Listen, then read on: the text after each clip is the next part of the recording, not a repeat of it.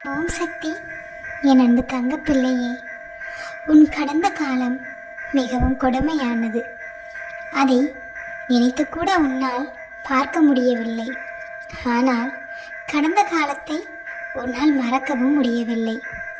கடந்த காலத்தை மறந்தால்தான் நீ மகிழ்ச்சியாக இருப்பாய் என்று ஒன்று இருந்தால் அதற்கு நீ கடந்த காலத்தை மறந்துதான் ஆக வேண்டும். நிகழ்காலத்தில் கடந்த காலத்தை எண்ணி எண்ணி வருந்தி கொண்டிருந்தால் நிகழ்காலத்தில் உள்ள மகிழ்ச்சி உன்னை விட்டு பறிபோய்விடும் தங்கமே. இதுதான் உன்னிடம் நான் சொல்கிறேன். ஆனால் நீயோ உன் மனதை போட்டு குழப்பிக்கொள்கிறாய். அம்மா, கடந்த காலத்தை என்னால் எப்படி மறக்க முடியும்?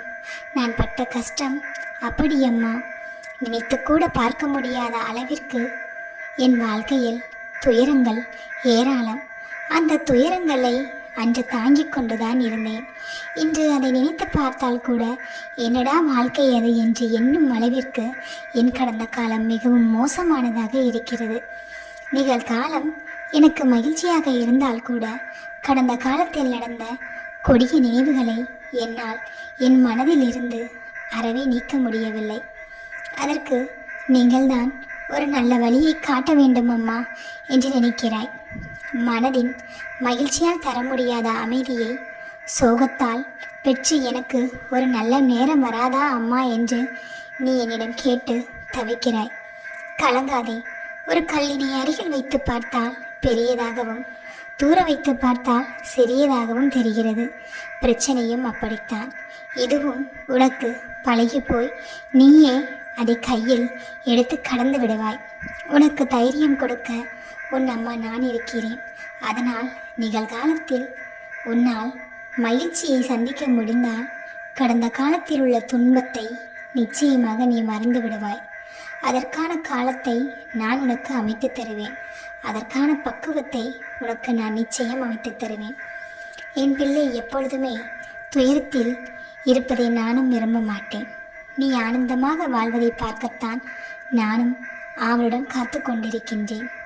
என் பிள்ளையின் மனதில் இப்பொழுதெல்லாம் அடிக்கடி தோன்றுவது, நான் இப்படி இருந்தால் நன்றாக இருக்குமோ, ஒருவேளை அப்படி இருந்திருந்தால் என் வாழ்க்கை நன்றாக இருந்திருக்குமோ, நான் தான் தவறான பாதையை தேர்ந்தெடுத்து விட்டேனோ என்று ஒவ்வொரு நாளும் வருந்தி கொண்டிருக்கிறாய்.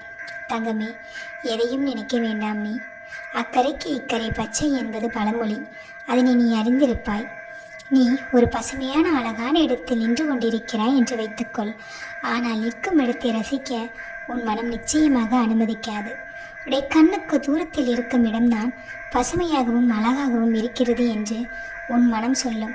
உன் மனம் சொல்வதை கேட்டு அந்த இடத்திற்கு நீ சென்று பார்த்தால் அந்த இடம் உனக்கு பசுமையாக தெரியாது. ஏற்கனவே முதலில் நீ நின்றிருந்தாய் அல்லவா, அந்த இடம் இப்பொழுது பசுமையாக உனக்கு தெரியும். இதைத்தான் அக்கறைக்கு இக்கரை பச்சை என்று கூறுவார்கள். அதனால் அதனை செய்திருக்கிறதுனால்தான் என் வாழ்க்கை போய்விட்டதோ என்று நீ எண்ண வேண்டாம். எதனை செய்தாலும் உன் வாழ்க்கையில் என்ன நடக்க வேண்டும் என்று இருக்கிறதோ அதுதான் நடக்கும். எது நிமித்தம் வருந்தாமல் உன் மனதை போட்டு குழப்பிக்கொள்ளாமல் நீ நிச்சயமாக உன் வாழ்க்கையை பயணிக்க பழகிக்கொள். அடைபட்ட பறவை போல இருக்கும் உன் வாழ்க்கைக்கு ஓட்டங்கள் ஓய்வானால் உன் எண்ணங்கள் திசை மாறும் என்றும் திசை கெட்டுப்போன உன் வாழ்க்கைக்கு குடும்பம் கூட குறை கூறி நின்று வசைப்படுகிறதே உன்னை என்று நீ கலங்காதே, கவலைப்படாதே. எந்த ஒரு காரியத்திற்கும் காரணம் இல்லாமல் இருக்காது. நீ தொலைத்த வாழ்வையும் நிச்சயமாக உனக்கு மீட்டு நான் தருவேன். உன் வாழ்வை வளமாக்குவேன். நான் நினைத்தால் உன் வாழ்க்கையை சந்தோஷமாக மாற்ற முடியும் என்று நீ எண்ணினால் இதுவரை உன் வாழ்க்கையில் நடந்த கசப்பான சம்பவங்களை நீ மறந்துதான் ஆக வேண்டும். உன் கடந்த காலத்தையும் நீ மறந்துதான் ஆக வேண்டும். நிகழ்காலத்தில் என்ன நடக்கிறதோ அதனை மட்டும் நீ பார்த்துக்கொள். மீதி எல்லாவற்றையும் உன் அம்மா நான் பார்த்துக்கொள்கிறேன். உன் வாழ்க்கையில் எதை கொடுக்க வேண்டுமோ அதனை நான் கொடுப்பேன். உன் வாழ்க்கையில் இருந்து எதனை எடுத்துக்கொள்ள வேண்டுமோ அதனை நிச்சயமாக நான் எடுத்துக்கொள்வேன். நான் எடுத்துக்கொள்வது எல்லாமே உன் வாழ்க்கைக்கு தேவையில்லாததாகத்தான் இருக்கும்.